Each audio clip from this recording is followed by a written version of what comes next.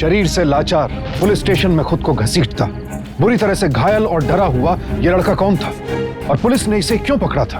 बोलो कि तुम लोगों ने गैंगरेप किया है। बोल।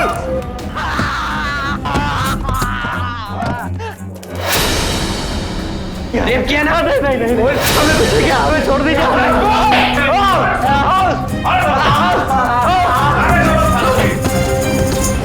और इस लड़के के साथ ये दो लोग कौन थे जिन्हें पुलिस ने गैंग रेप जैसे घृणित अपराध के लिए पकड़ा था? सबकी धुलाई करते रहो सालों की, जब तक ये कबूल ना कर लेके कि उन्होंने गैंगरेप किया। हमने कुछ नहीं किया।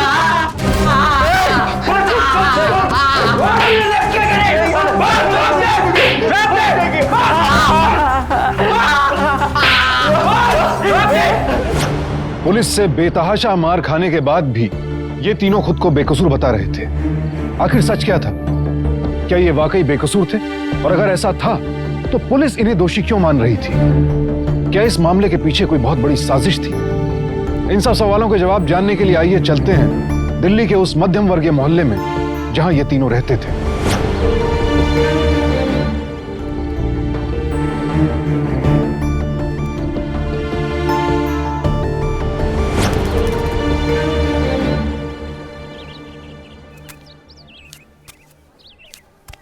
अरे बड़ा तरस आता है इस पे। तो बुला ले उसको अपने पास। अरे पहले पूछ तो ले जेब में पैसे हैं कि नहीं। हाँ वो भी है, एक तो लंगड़ा और ऊपर से कंगला। अरे सुन तो, अरे सुन ना। दिल्ली के विरामपुर थाने के पास स्थित यह मोहल्ला एक ऐसी जगह थी जहां सरेआम वेश्यावृत्ति का धंधा होता था, लेकिन साथ ही यहां आम इज्जतदार लोग भी रहते थे जो इस गैर कानूनी धंधे के सख्त खिलाफ थे। माचिस ला रे। बड़ी खूबसूरत लग रही हो, अपना रेट तो बताओ। अरे सुनो, अपना रेट तो बताओ। अकेली औरत को छेड़ रहा है। कौन है बे तू? साले हिम्मत है तो मुझसे बात कर। भैया नहीं, ऐसे लोगों से मुंह नहीं लगते। चलिए यहाँ से चलिए। ज्यादा स्मार्ट बन रहा था क्या? इधर आ, डर गया क्या? हाँ? ये सब इन लड़कियों की वजह से हो रहा है। इनकी वजह से बाहर के आवारा लड़कों ने हम जैसे लोगों का जीना हराम कर रखा है। हाय हाय, तेरा पड़स तो बड़ा प्यारा है। ये तो मेरा उसने दिया था, मेरे उसने भी दुपट्टा दिया है। अरे तेरा दुपट्टा तो नीचे कर। गुड्डी, क्या हो रहा है यहाँ? क्या हो रहा है? कितनी बार कहा है उन लोगों की नकल मत किया करो, समझ में नहीं आता? कोई और खेल नहीं है तुम लोगों के पास खेलने के लिए? चलो यहाँ से। दोबारा नकल की ना एक लगाऊंगी। गुड्डी कितनी बार समझाया ना आपको, वो लोग हमारे जैसे नहीं है। बोलो ना मम्मी, वो लोग कौन है? बोलो ना, मत बोलो करो। ना। देखो पापा आ गए, जाओ उनके पास। नहीं, आप पहले बोलो फिर ही जाएंगे। बोलो ना गुड्डी। अरे नंदनी, बोलो ना, तंग मत करो। जब देखो जिद करती रहती है। नंदनी क्या कर रही हो तुम? अरे ले मेरा बच्चा, ले मम्मा ने मारा। कोई बात नहीं, चलो चुप हो जाओ मेरा बच्चा। नंदनी, बच्चे पे इस तरह से हाथ उठाते हैं क्या? और क्या करूं मैं? आप ही समझाइए इसे कि हमारे मोहल्ले में कैसे लोग रहते हैं। आप ही जवाब दीजिए इसके सवालों का। मुकेश, माँ, क्या बात क्या है?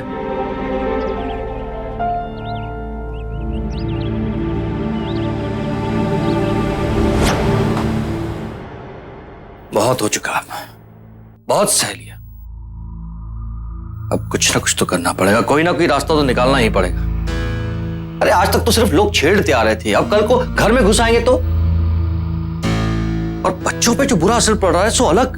मैं कल ही मोहल्ले वालों से बात करूंगा। और कितनी बार लड़ेंगे आप? आईपीसी और इमोरल ट्रैफिक प्रिवेंशन एक्ट 1956 के तहत वेश्यावृत्ति और उससे जुड़ी सभी गतिविधियां गैर कानूनी हैं और इसके लिए अपराधियों को 1 से 5 साल तक की सजा और 2000 रुपए तक के जुर्माने का प्रावधान है। लेकिन इसके बावजूद भारत के तकरीबन हर छोटे बड़े शहर में वेश्यावृत्ति के जाने माने इलाके हैं जहां तकरीबन 28 लाख महिलाएं वेश्यावृत्ति में लिप्त हैं। इनमें से ज्यादातर को बांग्लादेश और नेपाल से लाया जाता है और इनकी औसत उम्र महज 12 वर्ष होती है। अगर आप ऐसे हालात का शिकार होते तो क्या करते? मोहल्ला छोड़कर घर बदल लेते या फिर वेश्यावृत्ति करने वाले अपराधियों से लड़ते झगड़ते? क्या करना सही होता? कौन सा रास्ता इख्तियार करेगा राकेश? मुझे बड़ी तकलीफ हो रही है। अरे तुम लोगों को यहां तकलीफ है तो कहीं और जाके रहो। अपनी शराफत का ढिढोरा यहां क्यों पीट रहे हो? देखिए अब इस तरह मेरे भाई पे साड़िया सिर्फ थप्पड़ मारा है। तेरे को इतने सालों में यह भी समझ ना आया कि जब कंप्लेंट लिखाई जाती है जब कोई लफड़ा हुआ है। लफड़ा क्यों नहीं है सर? इतने सालों से मोहल्ले में खुलेआम धंधा हो रहा है। धंधा हो रहा है? कौन कर रहा है? कहां हो रहा है? 56 मकान में रहने वाली लड़कियां, और ये बात सबको पता है इंस्पेक्टर। ओए नरेंद्र, हमारे इलाके में धंधा हो रहा है, हमें ना पता है?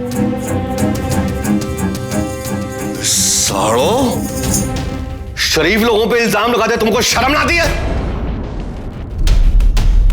ज्यादा छू चपड़ की ना तो तुम लोगों को अंदर डाल दूंगा। चलो निकलो यहां से, निकलो।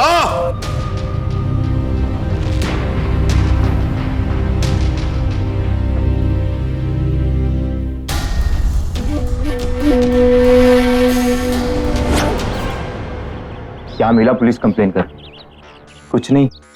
और जबकि पुलिस अच्छी तरह जानती है इन सब लोगों के बारे में कि किस तरह 10 साल पहले इन लोगों ने यहाँ आकर अपने पैर जमाने शुरू किए, और आज की डेट में पुलिस क्या, गुंडे क्या, सबके सब इनके गुलाम हैं। मैं मानता हूं, लेकिन अब सवाल हमारे बच्चों का है। अरे हमारे बच्चे इनके बारे में पूछते हैं, इनकी नकल करते हैं, कल को इनसे मिलने जुलने लगेंगे, हैं? उनकी सोबत में रहेंगे, तब क्या करेंगे हम लोग? लेकिन भैया अब हम क्या करें? हमने तो सब कुछ करके देख लिया है। मेरे ख्याल से हमें एक बार इन लोगों से मिलकर डायरेक्टली बात करनी चाहिए। उन लोगों से मिलकर? और कहां मिलेंगे आप उनसे? उन लोगों को अपने यहां बुलाकर या उनके वहां जाकर?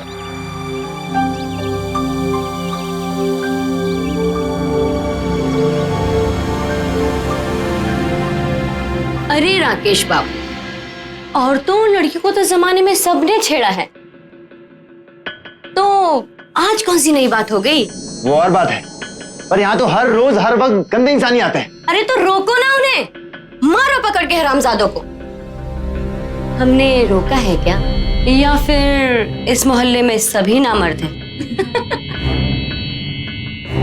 देखिए, हम आपसे शराफत से बात कर रहे हैं। अरे तो हमने कौन सा आपसे मारा पीटी से बात की है? हमारे मोहल्ले की बदनामी के लिए आप लोग जिम्मेदार हैं, इसीलिए आप लोग यहाँ से ये सब करना बंद कीजिए। अच्छा, तो तू ही बता दे कहाँ करें? ये मोहल्ला किसी के बाप का नहीं, सरकारी संपत्ति है। और जब सरकार को ही इससे कोई प्रॉब्लम नहीं है, तो तुम लोग कौन होते हैं हमें समझाने वाले? इतनी ही दिक्कत है तो खुद क्यों नहीं चले जाते यहाँ से? देखिए, बात सही और गलत की है, और आप लोग जो कुछ भी कर रहे हैं ना, वो सरासर गलत है, गैर कानूनी है। अरे चंदू हट। अरे वो क्या है ना, कानून का नाम सुनते ही ना हमारे जो आदमी हैं वो काटने को दौड़ते हैं। अब अपनी शराफत का पिटारा उठाओ और उल्टे पैर यहां से चलते बनो। हाँ, अगर किसी और इरादे से आना हो, शौक से। ये क्या कर रही हैं आप? क्या है ना, शगुन तो देना ही पड़ेगा, धंधे का जो सवाल है। हाँ, इसके बदले में जिसे चाहिए ले जाओ।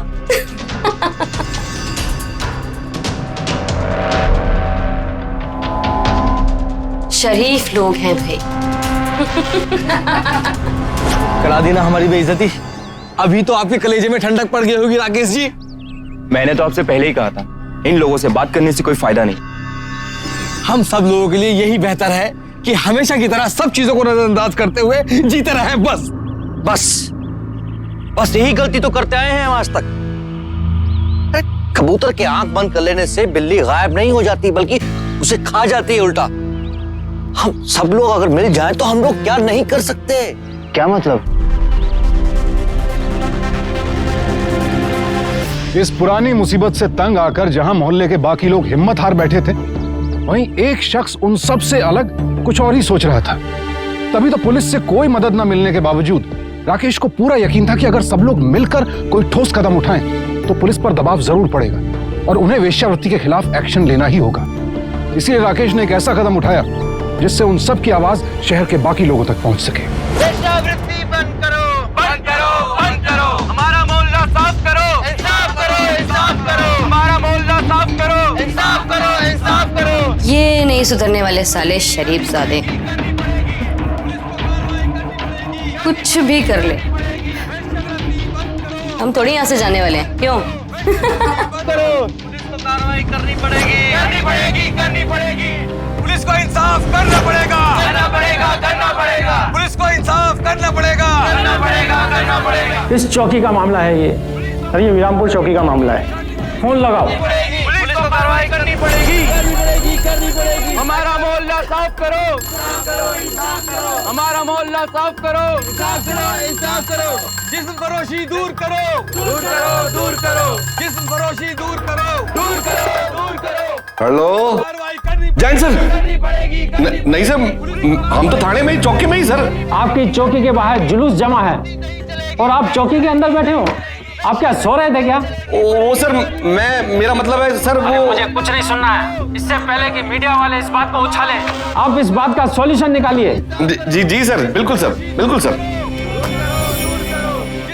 और नरेंद्र, देख तो साले कौन है उनके मेन लोग, उनको अंदर लिया, बात कर लेंगे। करनी पड़ेगी, करनी पड़ेगी, करनी पड़ेगी। हमारा मोहल्ला साफ करो, साफ करो, साफ करो। हमारा मोहल्ला साफ करो, साफ करो, हमारा मोहल्ला साफ करो। हमारा मोहल्ला साफ करो, इंसाफ करो, इंसाफ करो। हमारा मोहल्ला साफ करो, इंसाफ करो, इंसाफ करो।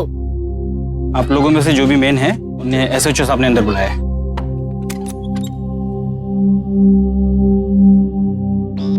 पूरे भाई, ये धरना वरना सब गैर कानूनी है, ये सब ना चलेगा। सब अपने अपने घर चले जाओ आराम से, नहीं तो फिर जबरदस्ती घर भेजना पड़ेगा, समझे कि नहीं?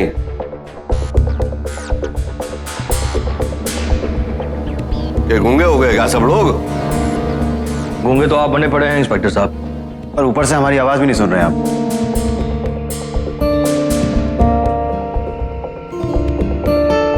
पुलिस में ना गूंगे बैरों की भर्ती ना हुए हैं, समझे कि नहीं? हाँ तो लिखी हमारी एफआईआर। अब तो मीडिया भी हमारे साथ है, आज नहीं तो कल लिखनी ही पड़ेगी। सर आप जरा थोड़ा जल्दी करेंगे, मेहरबानी होगी। जावे नरेंद्र, लिख ले इनकी शिकायत और एक कॉपी थमा दे इनको। हमें एनसी नहीं चाहिए, आप उन औरतों के खिलाफ एफआईआर दर्ज कीजिए। इंस्पेक्टर साहब, क्या है ना कि पिछले 10 साल से लड़ते लड़ते एफआईआर और एनसी में क्या फर्क होता है, इतना तो हम भी समझते हैं। चलो अच्छा हुआ, पिछले 10 सालों में कुछ तो सीखे। जा भाई नरेंद्र, लिख ले इनकी एफआईआर। Thank you.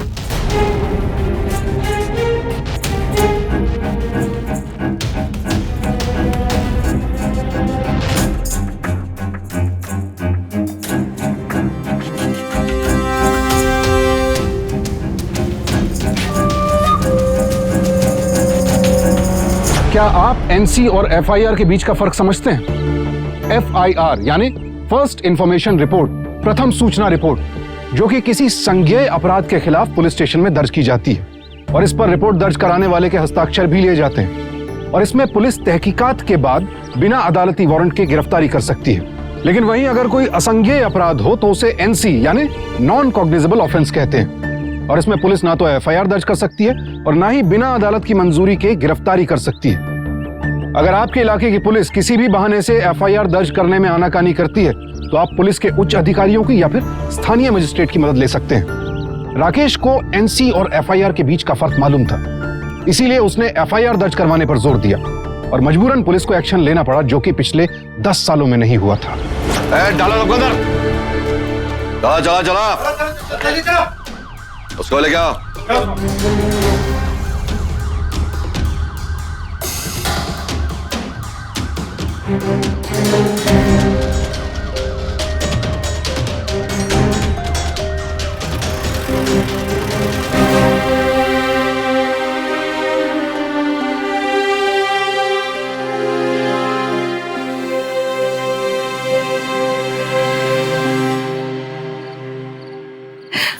सारा मोहल्ला आपका गुणगान कर रहा है और मीडिया को बुलाकर तो आपने कमाल ही कर दिया। आपकी वजह से पुलिस को हमारी बात माननी पड़ी। हाँ, लेकिन उन्हें अरेस्ट करवाने से कुछ नहीं होगा। असली मकसद तो उन्हें यहाँ से दूर भगाना है, हमेशा हमेशा के लिए। वो दिन भी आएगा। आपने शुरुआत जो कर दिया। हाँ, अब हमारी जान को कोई छेड़ने की हिम्मत नहीं करेगा सिवाय हमारे। चलिए हटिए। अब कम से कम चैन से सो तो पाएंगे। हाँ, अब कम से कम सो तो पाएंगे।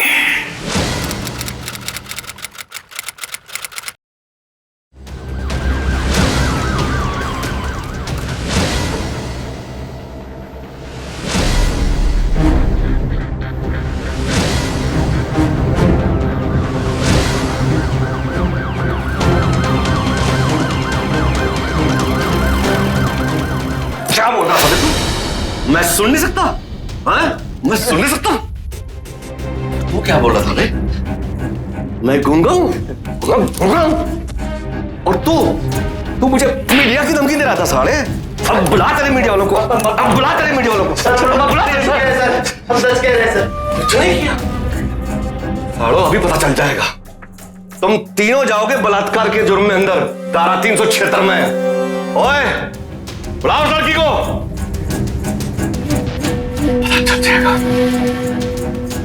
तीनों को लाइन में खड़ा करो, सालों को।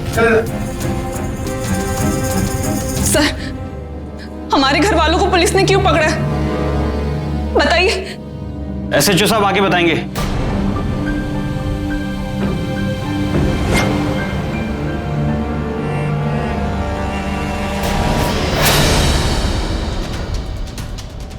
ठीक से देख इनको और पहचान ले इनको, यही है कि नहीं?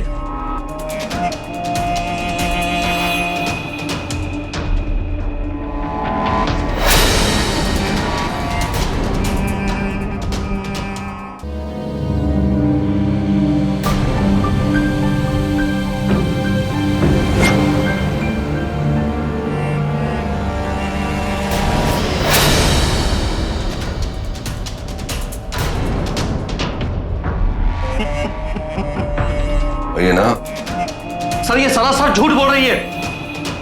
ये साजिश है हमें फंसाने की। अच्छा, ठीक है, तुम जाओ। आगे क्या करना है हम खुद कर लेंगे। जाओ। क्या बोल रहा था तू? सर और कितना वेट करना पड़ेगा? बताइए ना सर। मैंने कहा ना, एसएचओ साहब आगे बताएंगे। सर, ये लड़की तो खुद वैश्या है। खुद साले गैंग रेप करते हो और कहते हो हमने कुछ नहीं किया। दूसरों पे इल्जाम लगाते हो कि वो वेश्या है। सबकी धुलाई करते रहो सालों की, जब तक ये कबूल ना कर ले कि उन्होंने गैंग रेप किया है। सर, हमारे घर वालों को क्यों पकड़ा है? आप बताते क्यों नहीं? मैडम, गैंग रेप किया है कल रात को उन्होंने। आपके मोहल्ले की लड़की है रूपा, उसके साथ। नहीं सर, ऐसा कैसे हो सकता है? कल पूरी रात मेरे पति और देवर घर पर ही थे और मेरा बेटा भी रात को घर जल्दी आ गया था, उसके बाद में तो कहीं गया ही नहीं है। सर, आपको कोई गलतफहमी हुई। हमें पूरा यकीन है वो लोग ऐसा नहीं कर सकते। एक बार मेडिकल रिपोर्ट आ जाएगी ना तो आप लोगों को सब पता चल जाएगा। चलिए आप लोग जाइए अब यहाँ से, चलो। सर, उन पर झूठा इल्जाम लगाया गया है। लेके जाओ। सर 2 मिनट मिलने तो दीजिए। सर, वो बेकसूर और उन्होंने कुछ नहीं किया। अचानक इस केस ने एक अलग ही मोड़ ले लिया। कहा तो एक दिन पहले राकेश और उसके भाई ने मोहल्ले के लोगों के साथ मिलकर मोहल्ले में हो रही वेश्यावृत्ति के धंधे के खिलाफ आवाज उठाई थी। वहीं कुछ ही घंटों बाद उन्हीं लड़कियों में से एक की शिकायत पर पुलिस ने राकेश, उसके भाई मुकेश और उनके दोस्त इमरान को उस लड़की के साथ गैंग रेप करने के आरोप में गिरफ्तार कर लिया। अब इंतजार था उस लड़की की मेडिकल रिपोर्ट का। नंदनी बेटा, मेडिकल रिपोर्ट चेक कराने भेजी थी। क्या रिपोर्ट्स आ गई? क्या पता चला? उस रिपोर्ट के हिसाब से सच में उस लड़की के साथ। क्या? नहीं, ऐसा नहीं हो सकता। मैं नहीं मानती। और उन्होंने कहा चार्जशीट बना के उन लोगों को तीनों को अदालत में पेश करेंगे। अब क्या होएगा?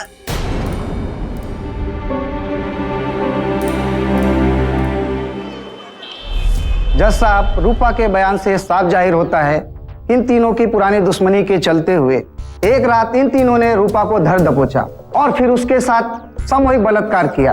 रूपा की ये मेडिकल रिपोर्ट इस बात की पुष्टि करती है। लिहाजा मैं अदालत से ये अपील करूंगा इन तीनों को कड़ी से कड़ी सजा दी जाए। That's all your. तमाम सबूतों और बलात्कार की शिकार महिला रूपा के बयान को मद्देनजर रखते हुए ये अदालत राकेश अस्थाना, उनके भाई मुकेश अस्थाना और उनके दोस्त इमरान शेख को 10 साल की कड़ी सजा सुनाती है।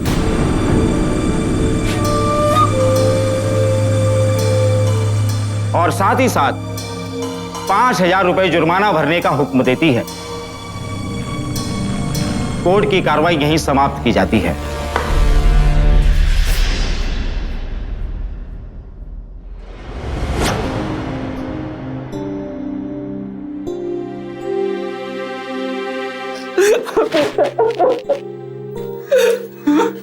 चिंता मत कीजिएगा, मैं छुड़वा लूंगी आप लोगों को। मैं अदालत को बताऊंगी कि ये सब झूठ है, गलत है, आप लोगों ने कुछ नहीं किया, आप लोग बेकसूर।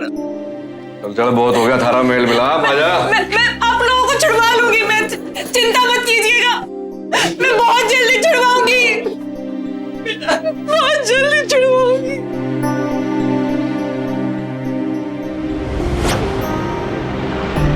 पुलिस द्वारा पेश किए गए सबूतों की बिना पर अदालत को भी राकेश, मुकेश और इमरान को मुजरिम करार देना पड़ा, जबकि नंदिनी, इमरान की मां और मोहल्ले के सभी लोगों को यह यकीन था कि वो तीनों बेकसूर हैं। और अब उन्हें इस बात का यकीन भी हो गया था कि इस घटना के पीछे जरूर कोई बहुत बड़ी साजिश रची गई है।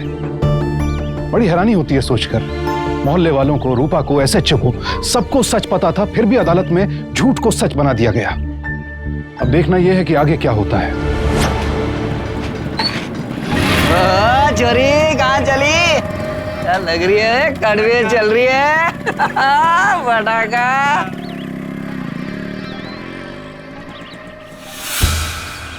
अकेली औरत खुली तिजोरी के समान होती है, जो चाहे हाथ साफ कर जाए। हाय हाय, तेरे पास तो कोई और रास्ता ही नहीं है ना इन लुटेरों से बचने का? हाँ, एक रास्ता है, हमारे पास आजा। अरे सुन तो, हमारे कोठे पे ना बड़ी सेफ रहेगी और पैसे भी बहुत कमाएगी।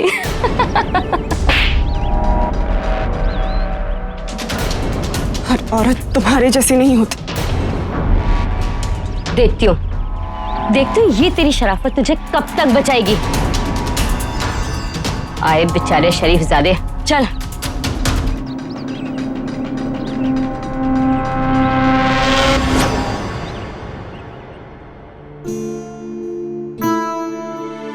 माँ और गुड्डी कैसे हैं? सब ठीक है, मैं हूं ना उनके साथ। और तुम कैसी हो?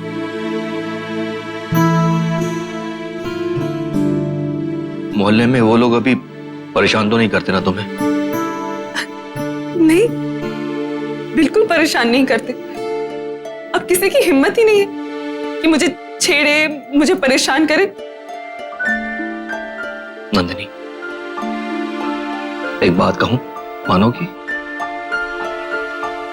तुम लोग जितनी जल्दी हो सके वो घर छोड़ दो, वो मकान बेच दो और वहां से चले जाओ। आप ये क्या कह रहे हैं? बिल्कुल सही कह रहा हूं मैं। देखो नंदिनी, अब उस मोहल्ले में रहना, उस घर में रहना तुम लोगों के लिए बिल्कुल भी सेफ नहीं है। ये बात मैं अच्छी तरह से जानता हूं और तुम भी जानती हो। प्लीज।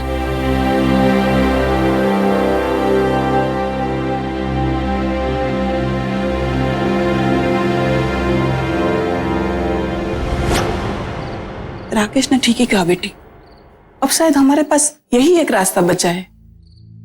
नहीं मां, हम यहाँ अकेले नहीं हैं, हमारे साथ और हैं लोग।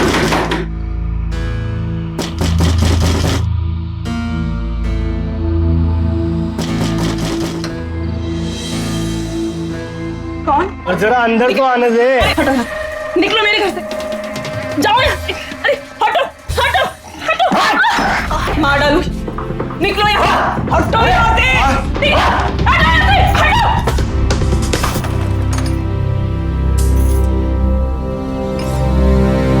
बस बेटी बस, बहुत हो गया, बहुत हो गया। अब हम यहाँ नहीं रहेंगे। ये लोग हमें चैन से नहीं जीने देंगे बेटा, नहीं जीने देंगे।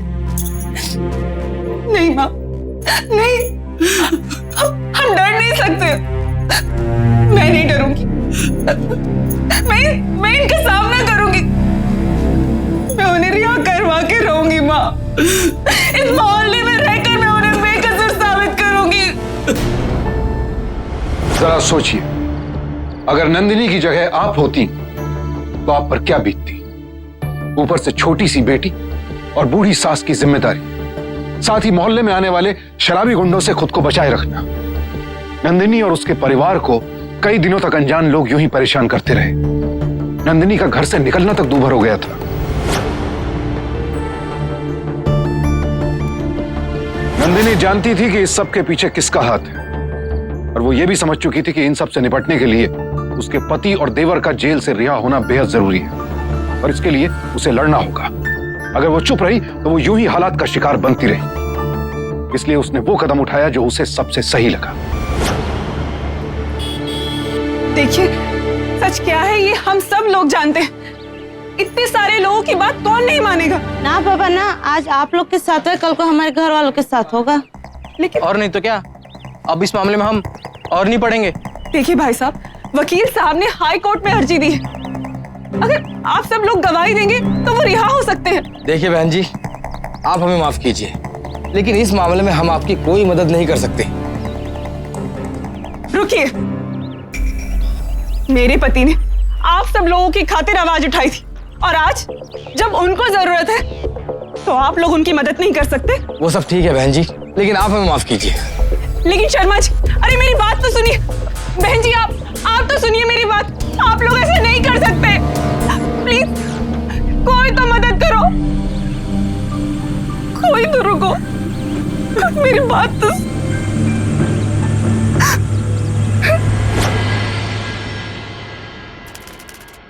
अभी तक हमारी अपील का कुछ भी नहीं हुआ है वकील साहब। क्या करें, सामने से कोई जवाब ही नहीं आया अभी तक। पिछली बार भी आपने यही कहा था, और कितना इंतजार करना पड़ेगा। एक कानून का दूसरा नाम ही इंतजार है मैडम, इसमें हम और आप कुछ नहीं कर सकते।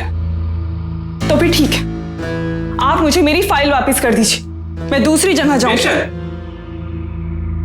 ये रही आपकी फाइल, आपकी मर्जी है, लेकिन मैडम आप कहीं भी जाइए आपको जवाब यही मिलेगा।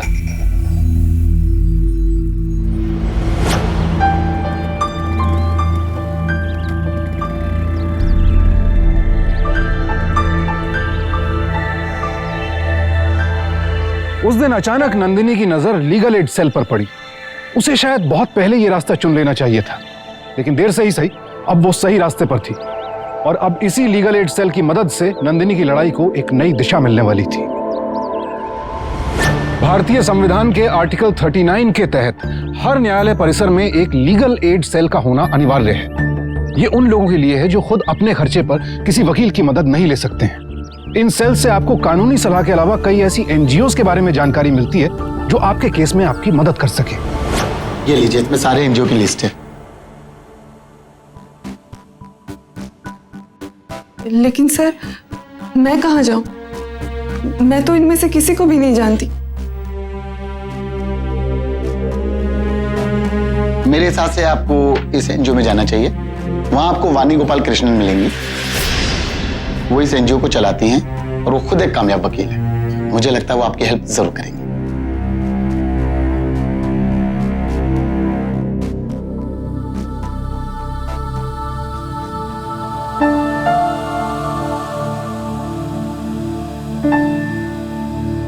मेरे पति और देवर बेकसूर हैं। आप जब पूरी बात सुनेंगी तो आपको भी यकीन आ जाएगा।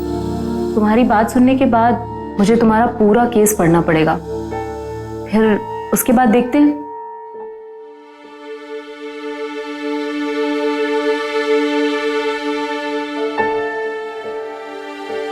डोंट वरी नंदिनी, मैं अपनी तरफ से पूरी कोशिश करूंगी और हम कोर्ट में भी लड़ेंगे।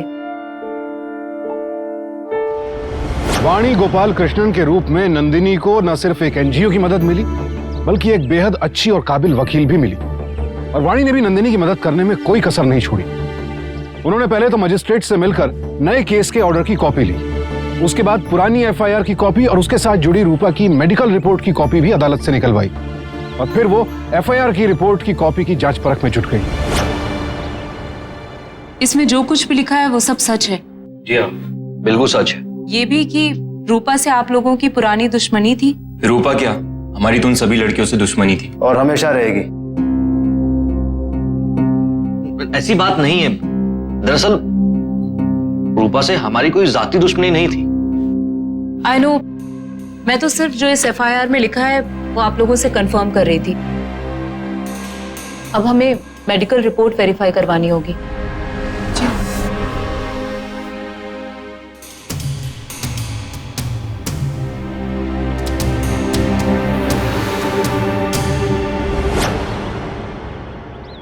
तुम्हारे कहने पर ही मैंने रिपोर्ट चेक करवाई, और ये लो देखो।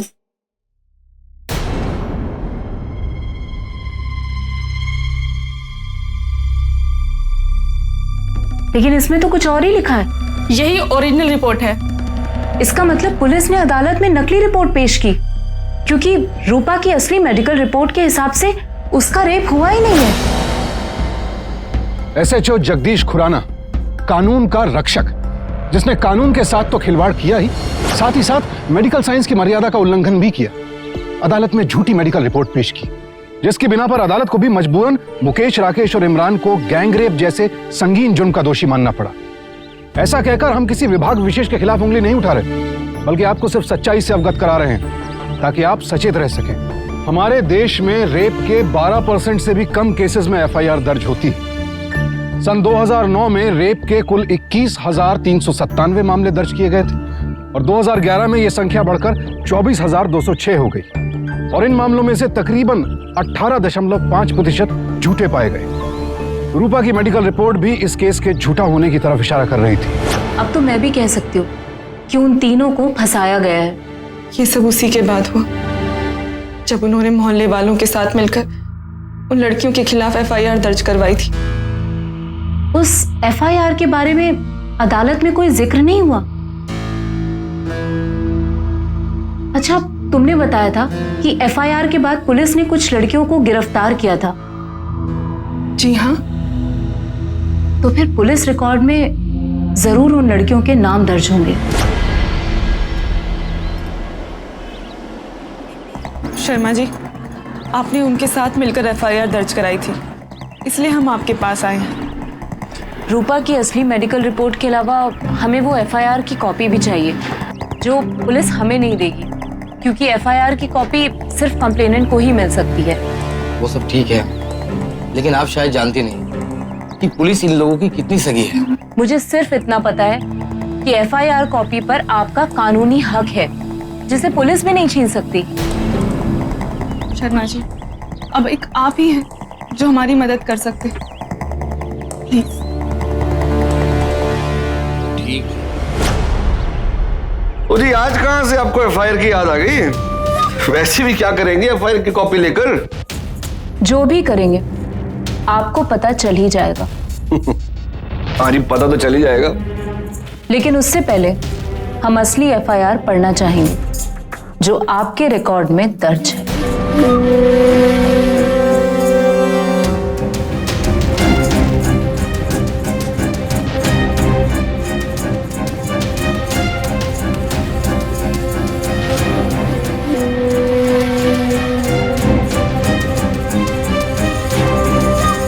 ये लो जी।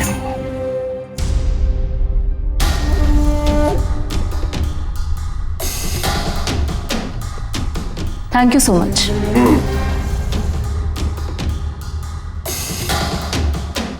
चलिए शर्मा जी।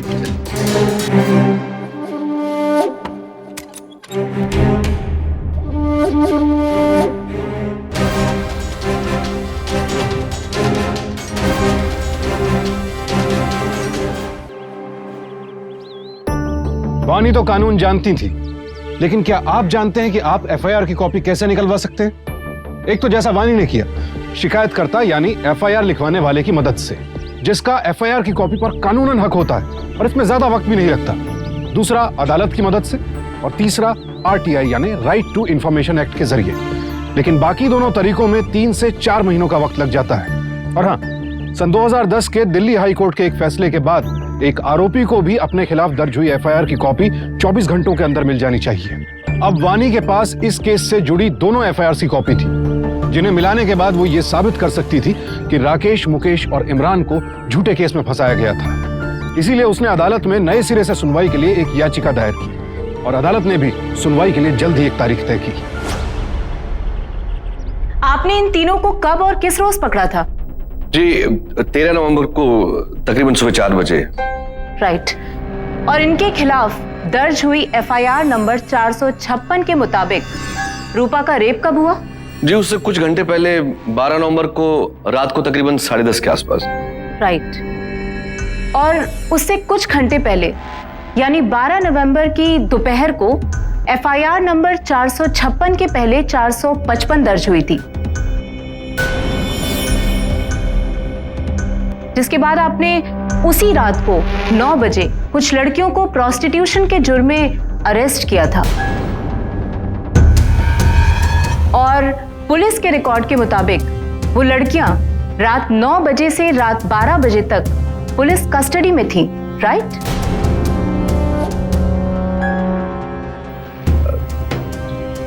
जी जी। और उन्हीं लड़कियों में से एक लड़की रूपा भी थी।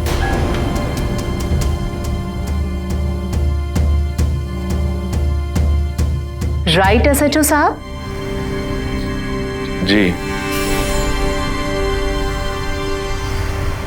यानी कि रूपा प्रोस्टिट्यूशन के जुर्म में 12 नवंबर को रात 9 बजे से लेकर रात 12 बजे तक पुलिस की हिरासत में थी और इसके बावजूद इन तीनों ने उसका रेप कर दिया।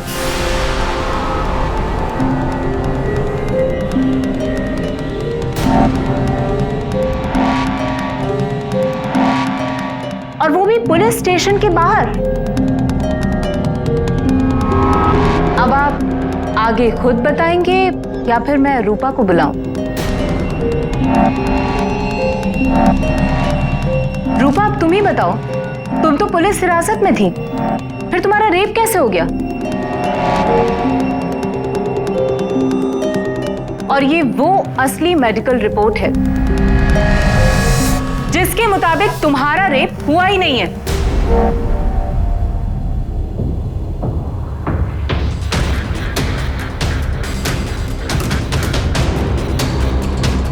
इसका मतलब है तुम झूठ बोल रही हो। बोलो रूपा। नहीं, वो क्या वो सब मैंने एसएचओ साहब के कहने पे किया।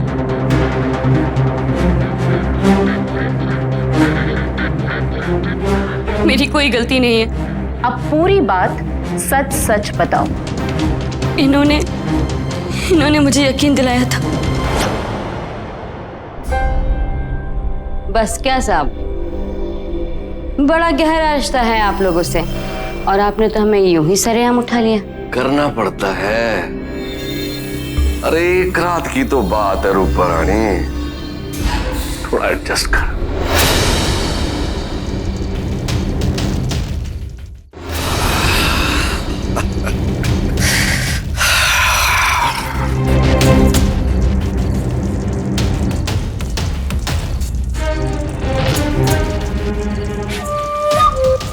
अब हमने तो आपको खुश कर दिया सर जी।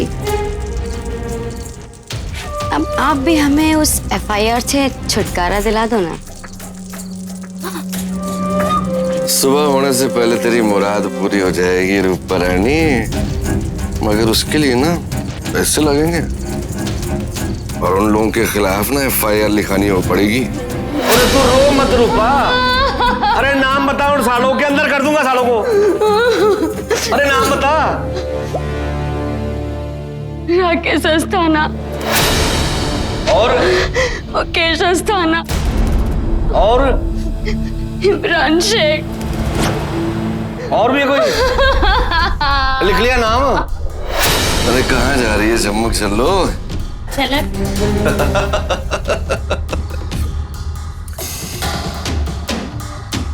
भाई क्या करें, एक दूसरे का ख्याल तो रखना ही पड़ेगा ना रूपा रानी।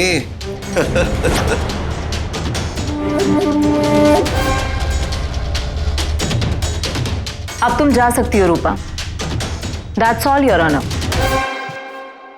तमाम सबूतों और गवाहों को मद्देनजर रखते हुए यह अदालत रूपा को और विरामपुर थाने के एसएचओ जगदीश खुराना को इस केस में दोषी मानती है और इसलिए राकेश अस्थाना, मुकेश अस्थाना, इमरान शेख पे लगे हुए तमाम आरोपों को यह कोर्ट खारिज करती है और यह अदालत इन तीनों को बाइज्जत बरी करती है। And the court is adjourned.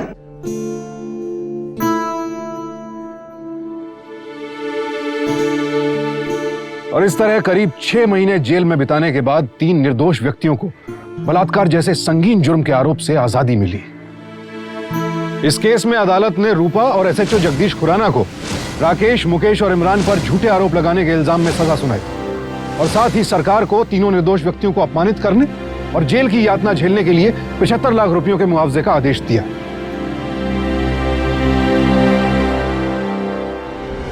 और साथ ही पुलिस को विरामपुर मोहल्ले में चल रहे वेश्यावृत्ति के धंधे के खिलाफ ठोस कदम उठाने के लिए कहा, जिसके बाद पुलिस ने वहां वेश्यावृत्ति करने वाले सभी लोगों को गिरफ्तार कर लिया।